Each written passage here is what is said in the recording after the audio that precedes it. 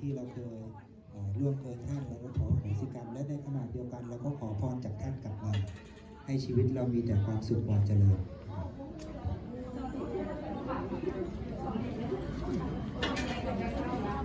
โอเคยังตรงนั้นโอเคยังได้ยังเดี๋ยวป้าเช็คเธอเอาละเบเริ่มเลยก็ได้เด็กนะก็เอาแล้วพ่อน้อยขอบใจทั้งพ่อทั้งแม่เซนเดอร์ที่อันนั้นเสียเวลามารวมน้ำที่พ่อน้อยมื้อนี้ขอบคุณหลายๆทั้งวันนั้นแม่ทั้งป้าทั้งลุงแล้วก็ดีใจขอพรปีใหม่ให้พ่อแม่ป้าลุงจงโชคดีมีไซมีสุขภาพแข็งแรงมันสุขุสุขคนเด้อขอพ่อแม่เอาโหสิให้นั้นลูกเต้ามัดสุขุสุขคนขอบใจหลายๆ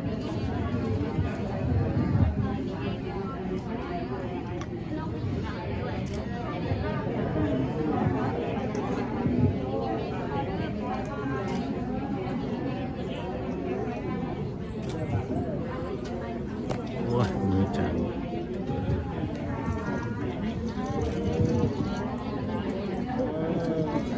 ปีหนึ่งเราทำหนหนึ่ง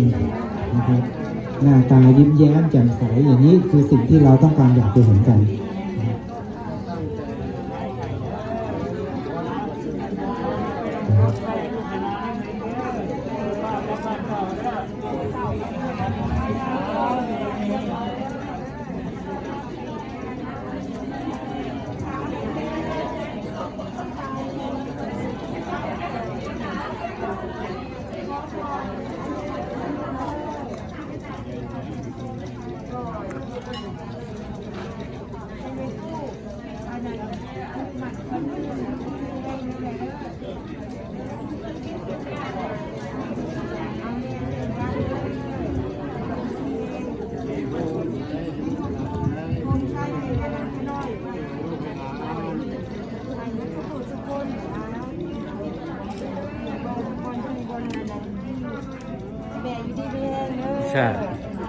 พี่ชาติ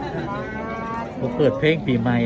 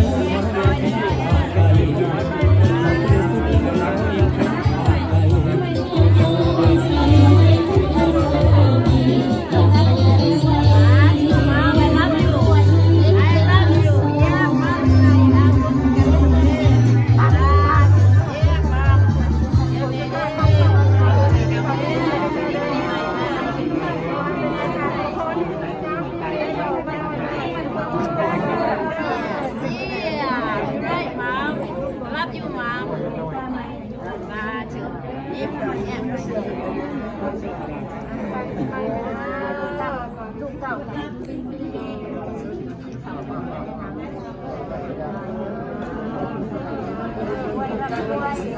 ีใหม่ดีค่ะสุขภาพแข็งแร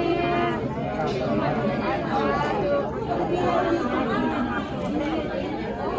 ปีใหม่ดีค่ะให้แม่สุขภาพแข็งแรงให้แต่สิ่งดีๆเข้ามาในชีวิตแล้วก็ให้แม่สุขภาพแข็งแรง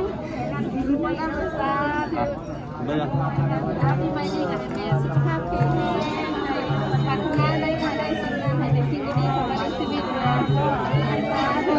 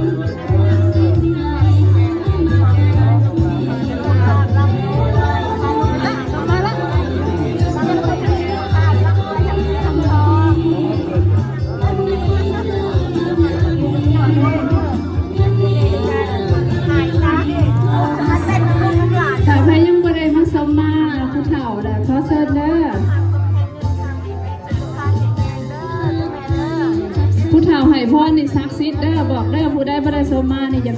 มาเสียใจหน่อยหนึ่งเด้อ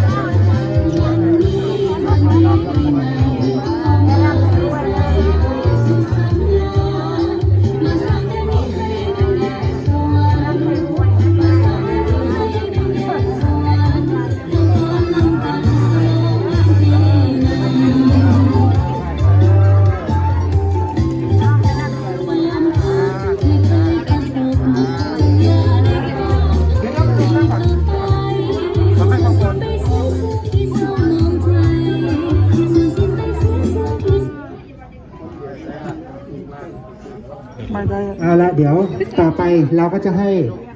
ผู้อาวุโสทั้งหลาย